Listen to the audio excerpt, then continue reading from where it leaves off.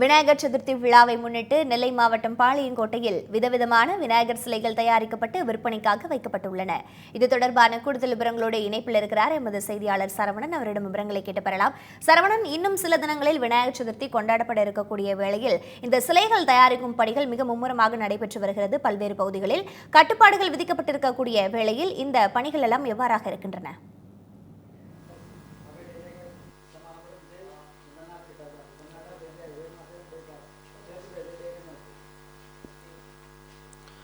வணக்கம் பிரீதா.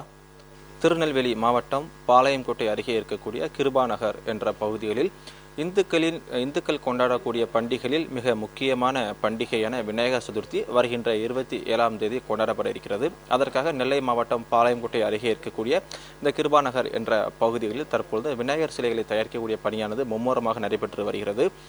ஒவ்வொரு ஆண்டும் விநாயகர் சிலை கொண்டாடப்படுவதற்கு பல்வேறு கட்டுப்பாடுகளும் நிபந்தனைகளும் இருக்கக்கூடிய சூழ்நிலையில் நெல்லை மாவட்டத்தை பொறுத்தவரை இந்த ஆண்டு விநாயகர் சதுர்த்திக்கான அந்த விநாயகர் சிலை தயாரிக்கும் பணிகள் மும்முரமாக நடைபெற்று வருகிறது.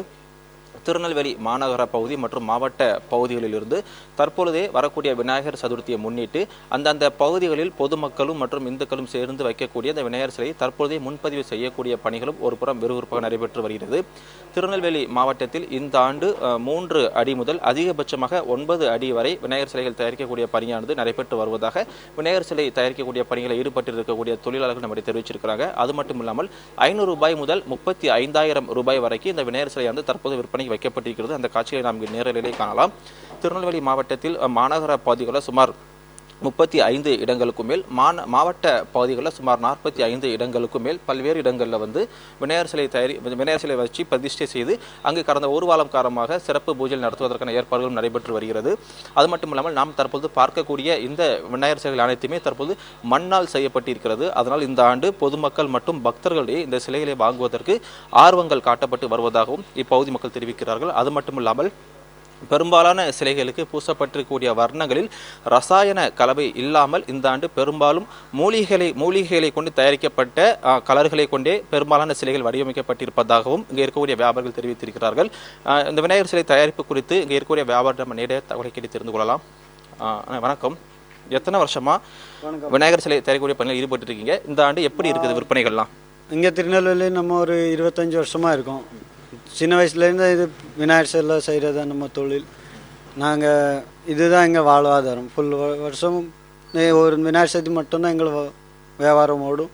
அது நம்பி தான் இருக்கோம். ஆனால் வருஷம் முன்னாடியில் 2023 மாவில் செஞ்ச பிஓபியில் அவங்க இப்போ கவர்மெண்ட் தடை பண்ணி சொல்லியிருக்காங்க. 2 வருஷமாக இப்போ போன வருஷம் செய்யல பிள்ளையார். இந்த வருஷம் செஞ்சுருக்கோம். ஒரு 70-80 கிட்ட பிள்ளையார் மண்ணில் செஞ்சுருக்கோம். எல்லாமே செம்மண், களிமண், நார், கம்பு வச்சு செஞ்சுருக்கோம். இல்லைன்னா நாங்கள் 400 பிள்ளையார்கிட்ட எங்ககிட்ட கஸ்டமர் இருந்துச்சு.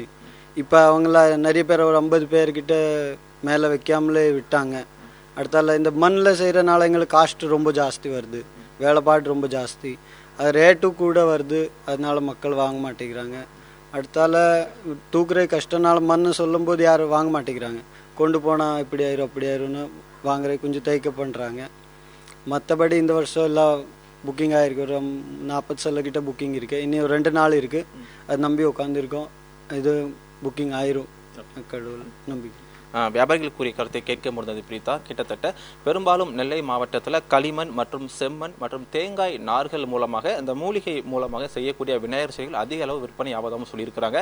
அது மட்டும் இல்லாமல் ஒவ்வொரு வருடமும் அந்தந்த பகுதிகளில் விநாயகர் சிலையை கரைப்பதற்கு பெரும்பாலான கட்டுப்பாடுகள் விதிக்கப்படுவதால் கடந்த ஆண்டு வரை 70-80 விநாயகர் விற்பனை செய்யக்கூடியப்பட்ட இடத்துல தற்போது 45 விநாயகர் சிலை வரைக்கும் முன்பதிவு செய்யப்பட்டிருப்பதாகவும் சொல்லியிருக்கிறாங்க.